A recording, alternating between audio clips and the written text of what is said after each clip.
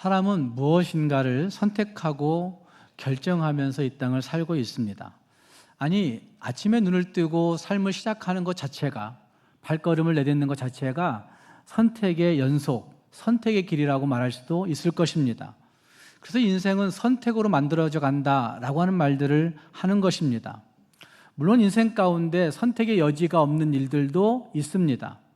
예를 들어 부모님을 우리가 선택할 수는 없습니다. 가문을 우리가 선택할 수 없고 혈통을 우리가 선택할 수도 없습니다. 또 외모를 우리가 선택할 수도 없고 키의 문제도 우리의 외형적인 것들 중에서 선택할 수 없는 영역들도 얼마든지 있다는 말입니다. 그럼에도 불구하고 우리 인생에는 선택할 수 있고 선택해야만 되는 그런 일들이 너무나 많이 있는 것을 볼 수 있습니다. 그때마다 우리는 지혜롭게 선택해 왔는지 뒤물어 볼 수 있어야 됩니다.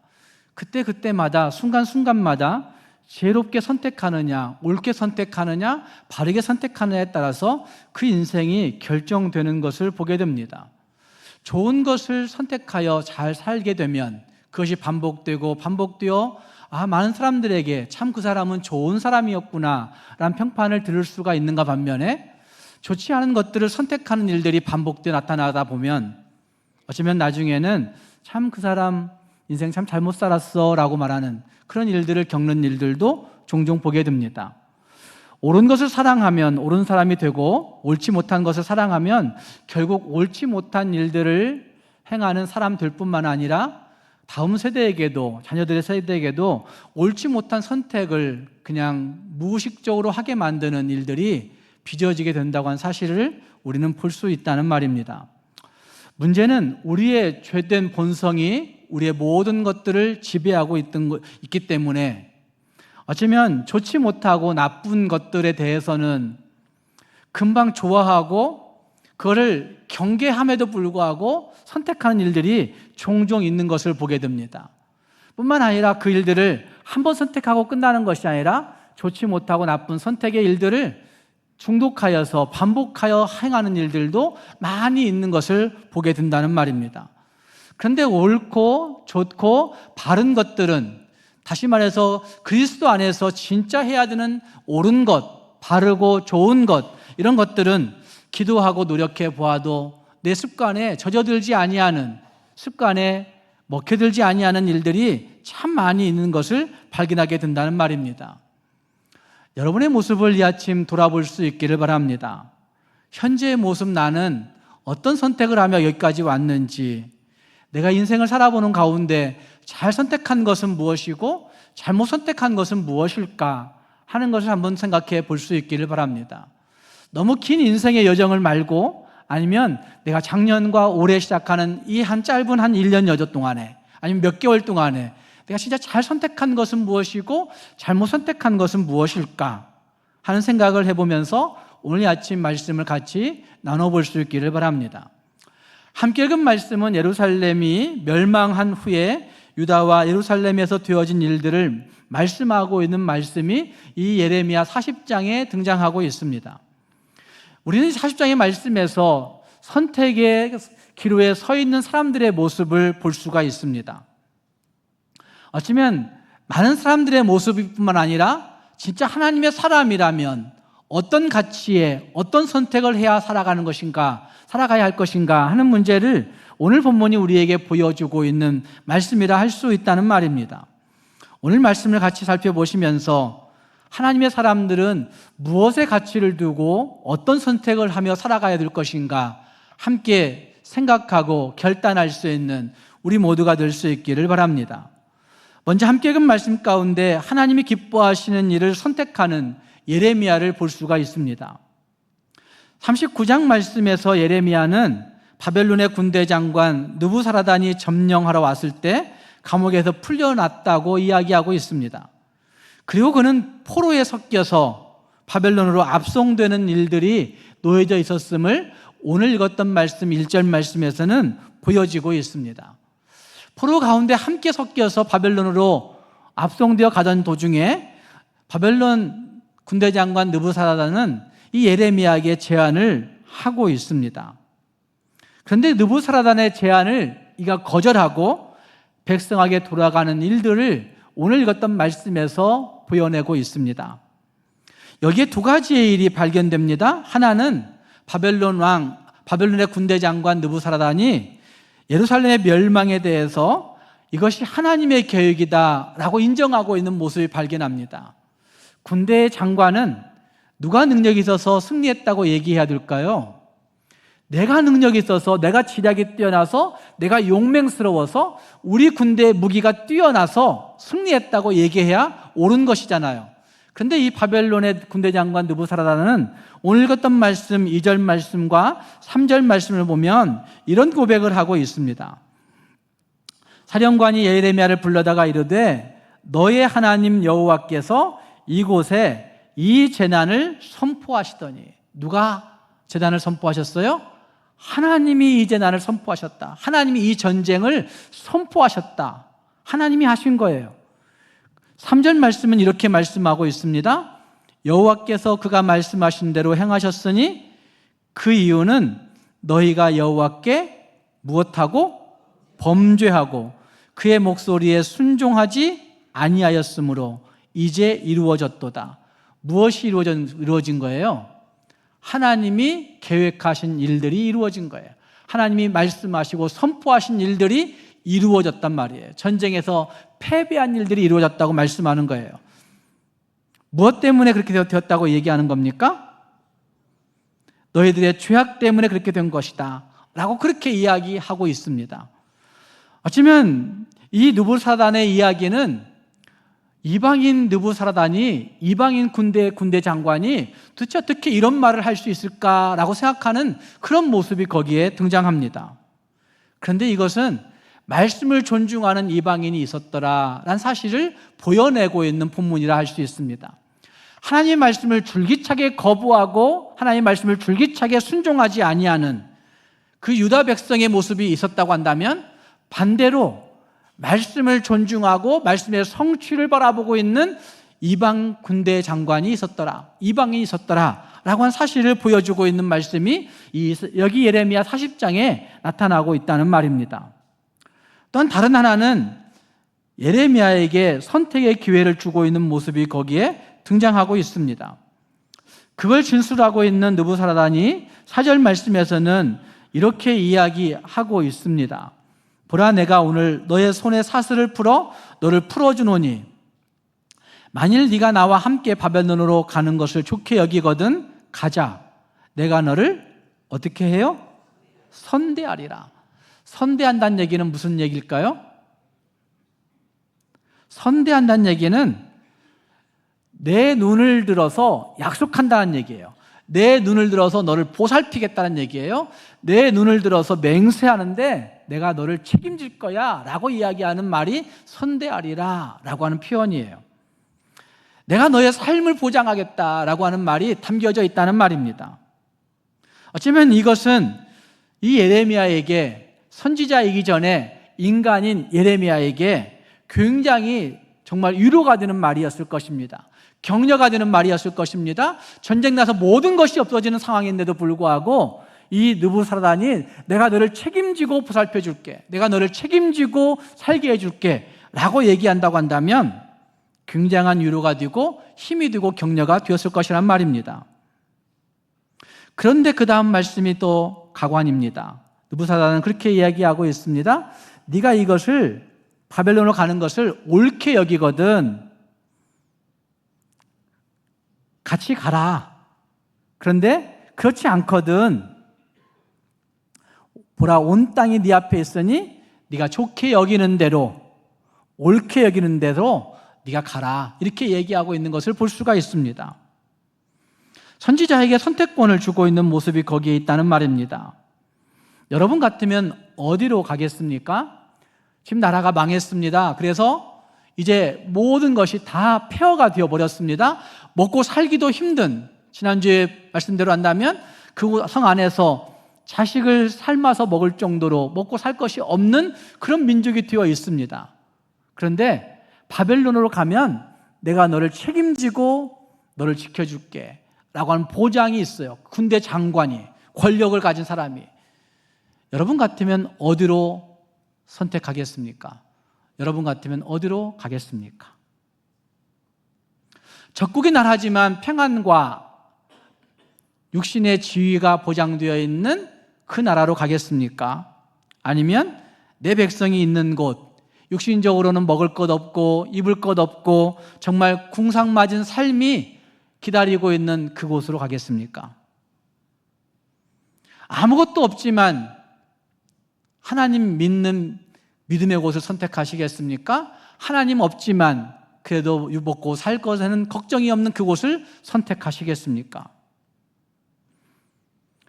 지금 예레미야는 자기 백성과 함께 사는 삶을 선택하고 있습니다.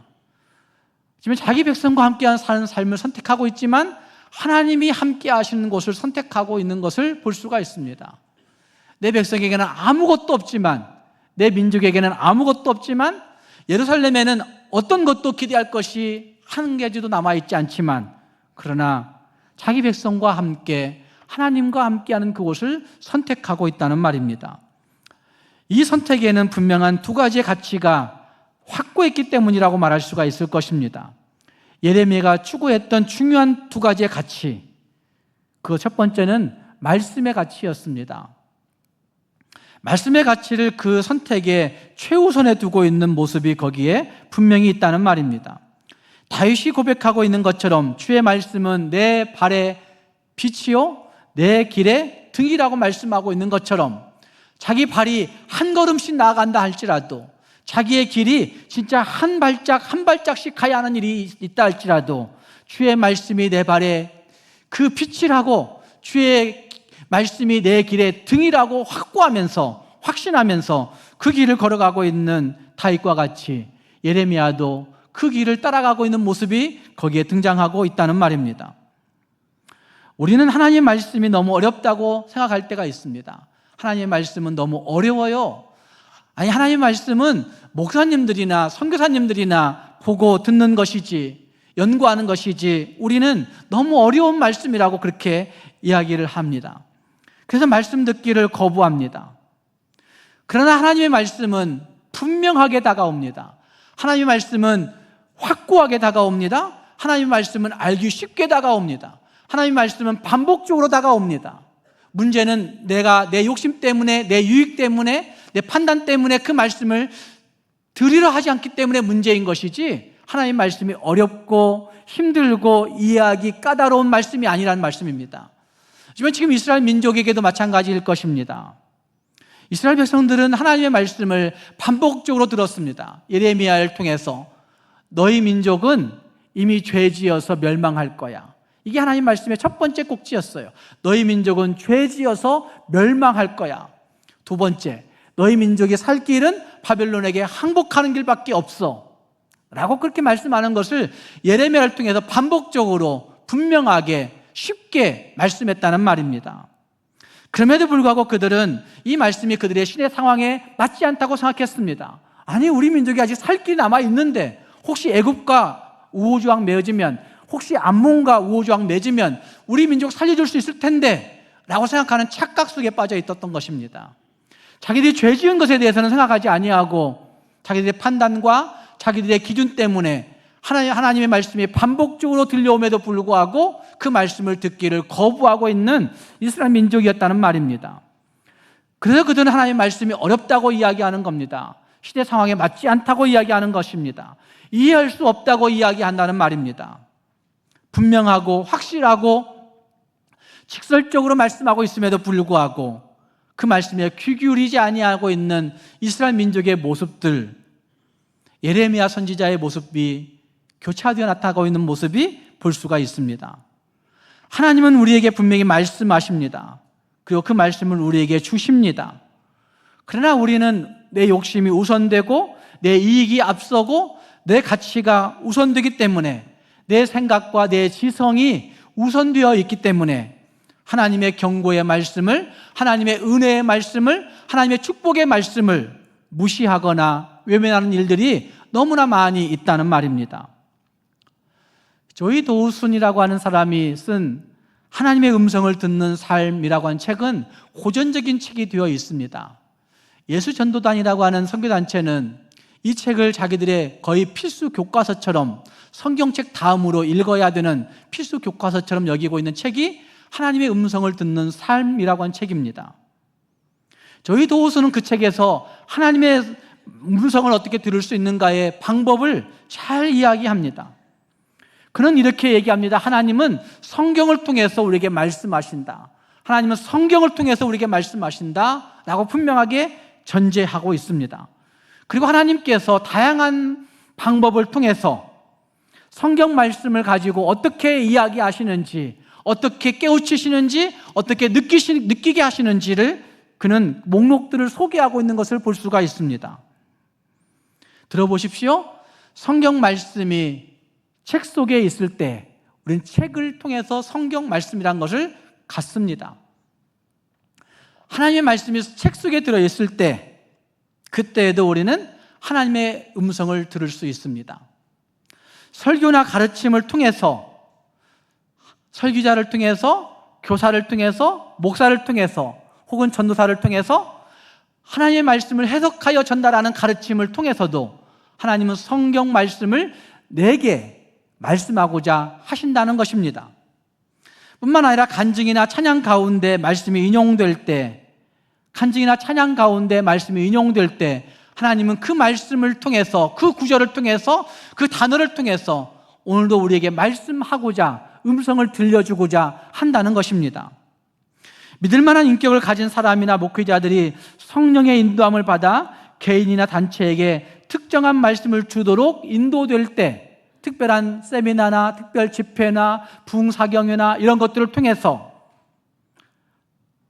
성령의 인도함을 받아서 개인이나 단체에게 말씀이 인도될 때 하나님은 우리에게 말씀하고자 하시는 것이 있다는 것이죠.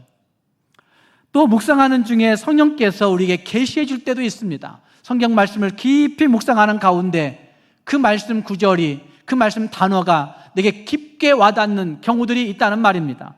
그게 하나님의 음성을 듣는 것이죠. 또 성경 말씀이 게시판에 적혀 있을 때, 성경 말씀이 어느 곳에 적혀 있을 때 성경을 가끔씩이지만 하나님을 개인적으로 알고자 하는 정말 진짜 소원을 가지고, 진정한 소원을 가지고 읽는 사람들에게 하나님은 그 음성을 들려주신다 하는 것이죠. 암송되어진 성경 말씀을 통해서, 암송되어진 구절을 통해서 성경은 하나님은 우리에게 말씀하고자 하십니다. 때때로 성령께서는 특별한 상황에 대해 성경의 책과 장과 절들을 통해 말씀해 주시는 것을 통해 우리에게 말씀하고자 하십니다.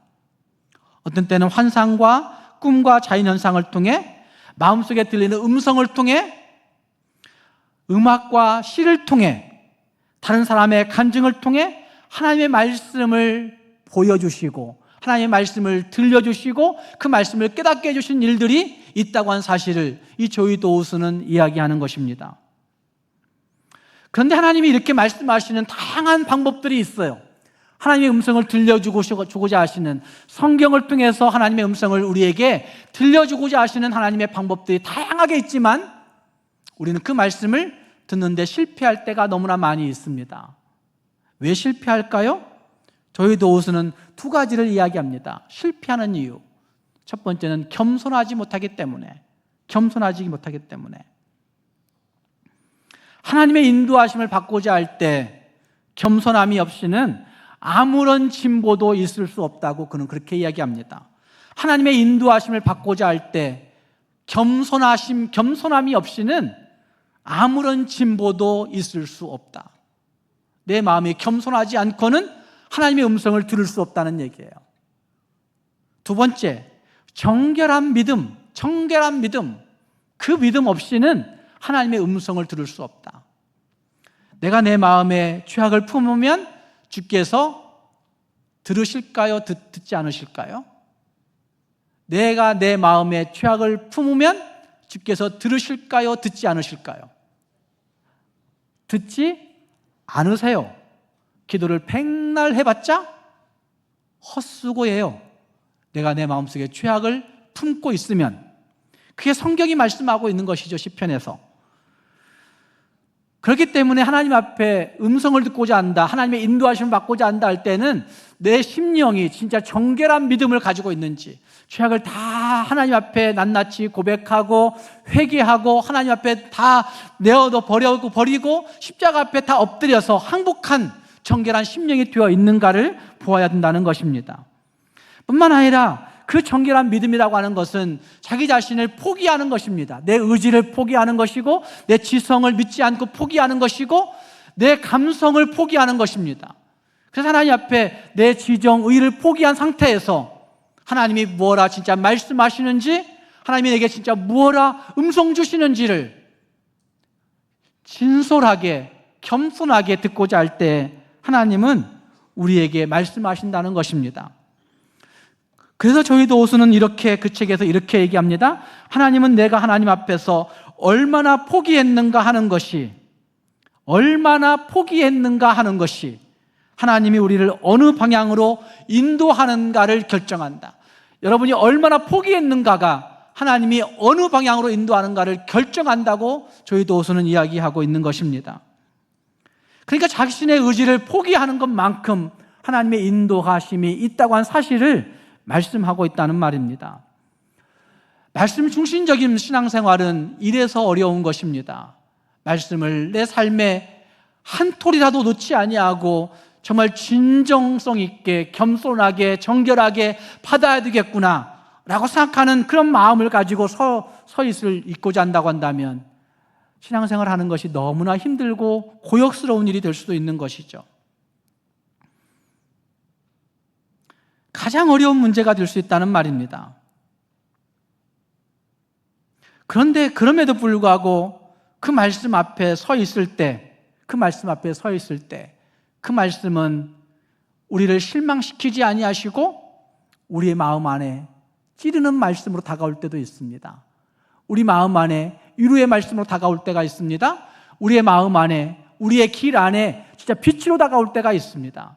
그 말씀이 내게 축복으로 다가올 때가 있습니다. 그 말씀이 내게 은혜로 풍성하게 임하는 것들이 경험되어진 때가 있다는 말입니다. 그런데 우리는 그 말씀이 내게 이렇게 다가오는 것을 거부합니다. 혹시 그 말씀이 내게 다가올 때 이 말씀은 내게 너무 찔림이 돼. 목사님이 해석하는 그 말씀들이 내 자존심을 깎아내렸어 라고 생각하는 사람들이 종종 있습니다. 어쩌면 내가 가끔 묵상하는 그 말씀이, 내가 어쩌다 암송하는 그 말씀이 내 마지막 남은 자존심을 긁어내고 상처 입히는 일들도 있을 수 있습니다. 내 영혼과 자존심을 찌르고 난도질하는 것 같은 배임 현상들이 나타날 수도 있습니다. 그 다음부터 그런 말씀을 듣지 않으려고 외면하고 거부하는 일들이 생기게 됩니다. 그러나 말씀이 나를 찔렀다, 그 말씀이 나를 긁었다 라고 하는 것은 굉장히 큰 축복입니다. 왜냐하면 그 말씀 앞에 어떤 반응이든지 반응했다는 것이니까 축복이라는 말입니다. 말씀 앞에 그렇게 반응했다는 얘기는 내 지성이 반응한 것이고, 내 그 감성이 반응한 것이고, 내 의지가 반응하고 있는 것이죠. 내 마음이 찔림받았어, 내 영혼이 상처 입었어, 내 영혼이 칼로 베인 것 같아. 그런데 문제는 그 반응이 오래가지 아니하고 자존심이 튀어나옴으로 말미암아 그 말씀을 버리는 것입니다. 주일날 가니까 왜 나를 그렇게 상처 입히는지 모르겠다고. 그 말씀이 얼마나 큰 축복인지를 잘 모르는 것이라 할 수 있다는 말입니다. 그래서 우리는 매일매일 말씀 앞에 순종하는 태도를 전투적으로 하지 아니하면 우리는 말씀 앞에 살아갈 수가 없습니다. 그냥 무너지고 마는 것입니다. 전투적으로 살아가야 되는 거죠. 순간순간마다 말씀 가지고 살아내야 되겠구나, 이렇게 살지 아니하면 순간순간 무너져 버리는 내 모습을 볼 수가 있다는 말입니다. 불순종의 영은, 미혹의 영은, 의심의 영은 우리를 가만히 놔두지 않기 때문에 그렇습니다. 사랑하는 성도 여러분, 말씀의 가치를 내 모든 판단의 최우선 순위에 둘 수 있기를 바랍니다. 그래서 말씀 앞에 순종하다가, 말씀을 읽고 묵상하다가 말씀 앞에서 내 한계를 인정하고 하나님 앞에 항복하여서 진짜 하나님 앞에 순종함으로 말미암아 그 순종이, 그 항복이 내 인생 축복을 가져오는 통로가 되었구나 라고 고백할 수 있는 우리 모두가 될 수 있기를 주님의 이름으로 축복합니다. 또 한 가지는 영적 가능성을 보고 그는 선택하고 있는 것입니다. 예레미야 선지자는 영적인 지도자였습니다. 남아있는 사람들이 무엇을 해야 할지, 진짜 자기 백성들이 어떻게 살아야 할지 잘 알고 있는 사람을 꼽으라면 이 예레미야 선지자였습니다. 정말 절망스러운 상황이 그들에게 있습니다. 아무것도 없어버린, 아무것도 있지 않은 그런 상황 가운데 그들이 놓여져 있습니다. 그럼에도 불구하고 하나님께서 자기 민족을 버리지 아니하시고 회복시켜 주신다라고 하는 가능성, 영적 가능성을 그는 보고 있는 것입니다. 어쩌면 예루살렘이 망한 지금, 과거 돈 때문에 하나님 버렸던 그 백성들이 지금은 아무것도 없으니까 그래도 하나님 붙들 수 있지 않을까, 신앙생활 제대로 할 수 있지 않을까, 신앙생활에 대한 기회의 가능성으로 보고 있는 것입니다. 그래서 어차피 망한 것인데 하나님이 영적으로 풍성한 은혜를 주시면 우리 민족 다시 살 수 있겠구나 라고 하는 그 영적 가능성 때문에 그는 자기 민족을 선택하고 있는 것입니다. 세상적으로 절망스러운 일들이 그에게 있지만, 세상적으로 아무것도 바라볼 수 없는, 소망 둘 수 없는 일들이 펼쳐져 있지만, 끝내 망할 수밖에 없는 일들이 있지만, 그럼에도 불구하고 하나님이 성소가 되셔서 회복시키실 가능성을 그가 보고 있다는 말입니다. 우리나라가 일본에 의해 망했을 때 세계 모든 열강들이 그래 대한민국은 이제 흔적도 없이 사라질 것이야 라고 그렇게 이야기했다고 합니다. 실제로 지식을 가진 많은 사람들이 조금 튀어있다고 얘기한 사람들은 이제 너무나 절망해버렸습니다. 대한민국을 위해서 열심히 살았는데 대한민국이 일본에게 합병되어 버리다니 우리 민족은 이제 소망이 없구나, 너무 좌절한 나머지 자기 배를 칼로 베어버리고 할복자다라는 사람들도 생겼다고 합니다. 조금 지성이 꾀로 간 사람들은 이제는 대한민국에는 소망이 없어 라고 생각하면서 조국에 있는 모든 것들을 다 버리고 먼 나라로 도망간 일도 있었다고 합니다. 일본으로 혹은 미국으로, 유럽으로 도망치는 사람들이 많이 있었다고 합니다. 그런데 도망치지 아니하고 이 민족 살려달라고 부르짖던 사람들이 있었습니다. 누구일까요? 성도들이었습니다. 교회였습니다. 믿는 사람들은 일본이 그렇게 압제함에도 불구하고 영적 부흥을 경험했던 사람들이었기 때문에 평양에서, 원산에서 내려왔던 그 신앙의 흔적들을 가지고 전국 각지에서 믿음 가지고 기도하며 하나님 이 민족 살려내라고, 하나님 이 민족 살려달라고 부르짖는 모습을 교회가 가졌습니다. 그래서 3.1 운동도 그냥 어느 한 지역에서 나타난 것이 아니라 사실은 예수 믿는 사람들이 우후죽순으로 여러 지역에서 동시다발적으로 일어났던 운동이었다는 사실들을 역사가 확인해주고 있습니다.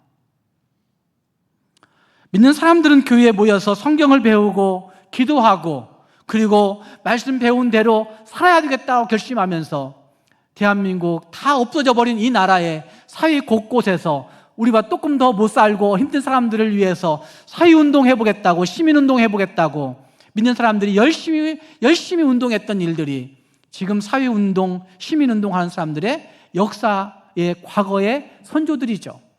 근데 지금은 그 사람들은 신앙은 없어요. 사회운동하는 사람들, 시민운동하는 사람들 신앙 없어요. 제가 보기에는 다 자기들 돈벌이 위해서, 자기들 살 길 찾아가려고 복지네 하고 복지 좋아하는 것 같지만 다 자기 살 길 찾으려고 하는 것이지 진짜 사람들 위해서 복지 활동하는 거 아닌 것 같아요. 제가 다 다녀보니까 그래요. 교회는 민족 살려달라고 하나님 앞에 울부짖었단 말입니다. 세상이 너무나 힘들고 절망스럽지만 그럼에도 불구하고 하나님의 백성된 하나님의 사람들은 절망할 필요가 없다고 함께 기도하는 일들을 가지고 하나님 앞에 엎드려 살아갔던 선조들이 있었습니다. 사랑하는 여러분, 우리는 지금 어떤 선택의 기로에 서 있습니까? 여러분의 가정은 어떤 선택의 기로에 서 있으십니까? 여러분의 개인은 어떤 선택의 기로에 서 있으십니까? 여러분의 선택의 기준은 과연 어디에 있으십니까? 저는 영적인 가능성에 여러분 선택의 기준을 둘 수 있기를 바랍니다. 세상의 가능성 말고, 돈의 가능성 말고, 금의 가능성 말고, 은혜의 가능성 말고, 하나님이 영적으로 성장시키실 그 가능성, 하나님이 영적으로 도약시키실 그 가능성, 하나님이 영적으로 성숙시키시고 영적으로 회복시키실 그 가능성, 이것을 보시고 하나님 앞에 그 가능성 가지고 선택하여 여러분 개인과 가정과 자녀들이 하나님의 그 영광을 보고 진짜 도약할 수 있는 가정들 될 수 있기를 주님의 이름으로 축복합니다. 뿐만 아니라 우리 민족이 선택의 기로에 서 있는데 이 선택의 기로에도 영적 가능성을 보고 선택할 수 있는 성도들이 될 수 있기를 바랍니다.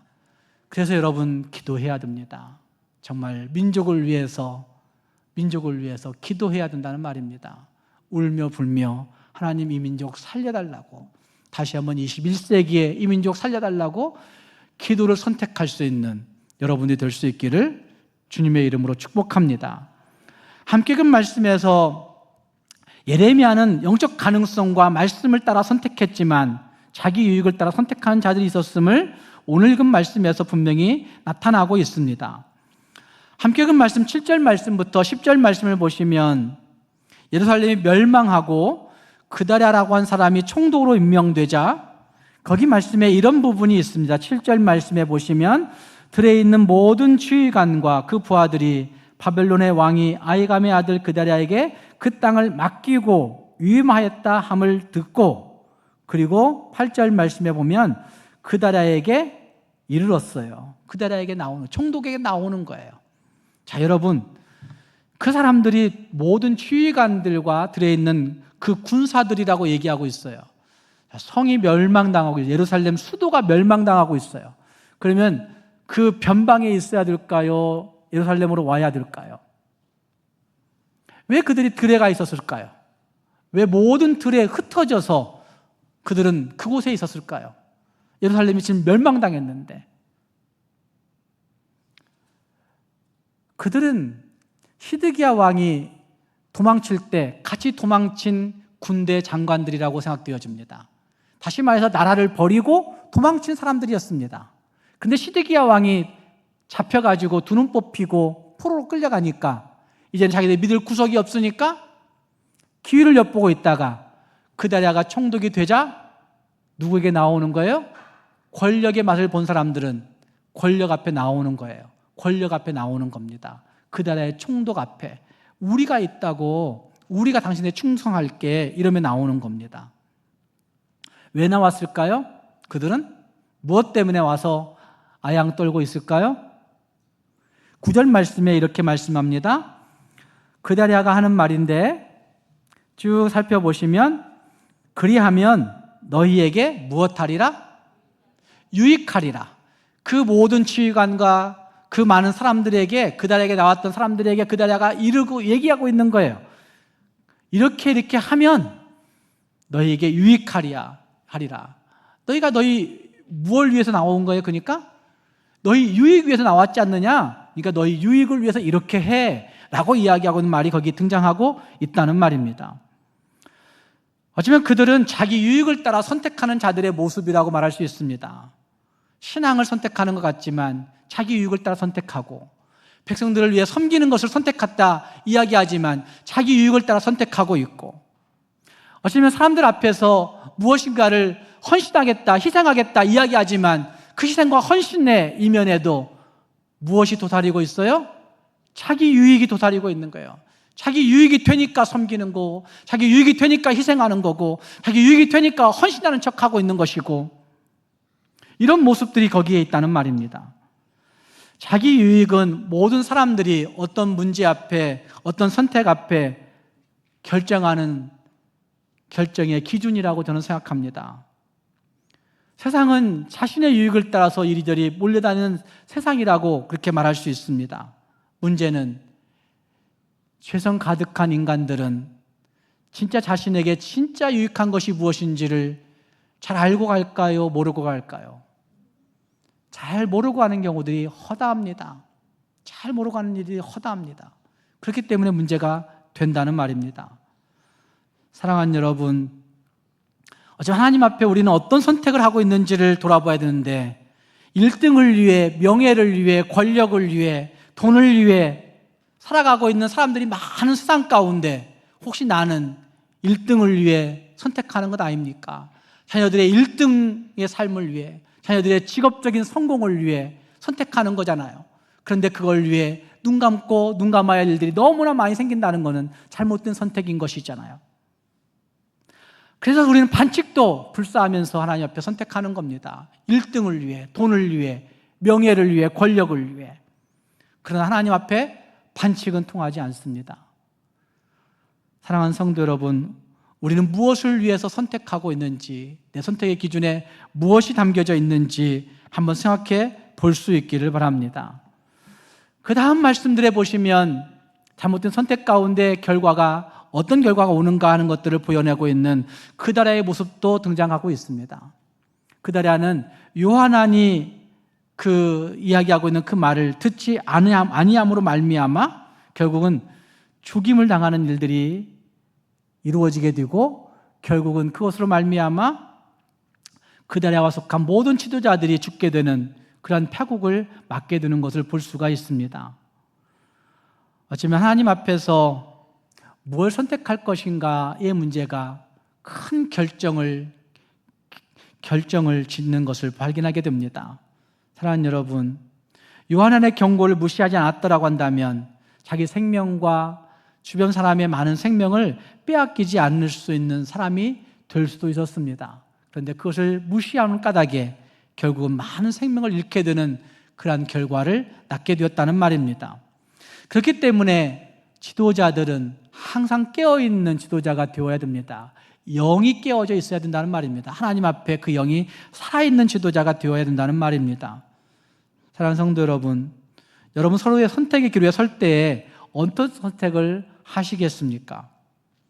거대하고 큰 것이 중요한 것이 아니라 위대하게 보이고 물질적인 부를 가져올 것 같은 그것이 중요한 것이 아니라 천천히 흐르는 문이라 할지라도 바르고 옳은 것이 더 중요한 것입니다.